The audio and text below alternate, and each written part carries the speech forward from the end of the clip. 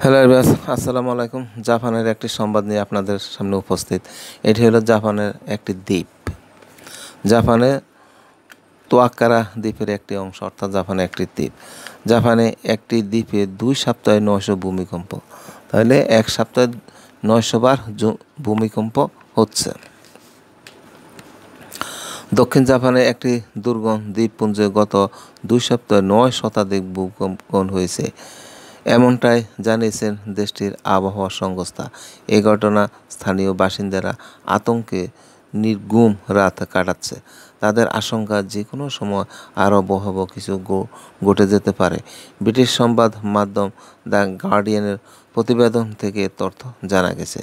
এখন পর্যন্ত বড় কোনো ক্ষয়ক্ষতির খবর পাওয়া না গেলেও জাপানের আবহাওয়া সংস্থা জানিয়েছেন কবে এসব ভূমিকম্প শেষ হবে তা তারা বলতে পারছে না।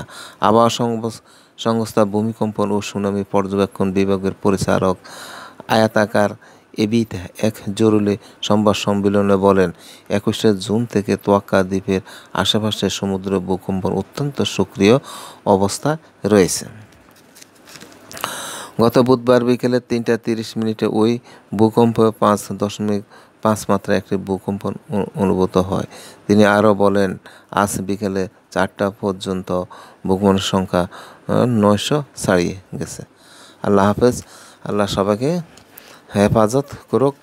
ভূমিকম্প এলাকা থেকে তারা সুস্থতা, আল্লাহ তাদেরকে কি নিরাপদ স্থানে রাখুক। এই বলে আজকের মধ্যে এখানে শেষ করছি। আল্লাহ হাফেজ।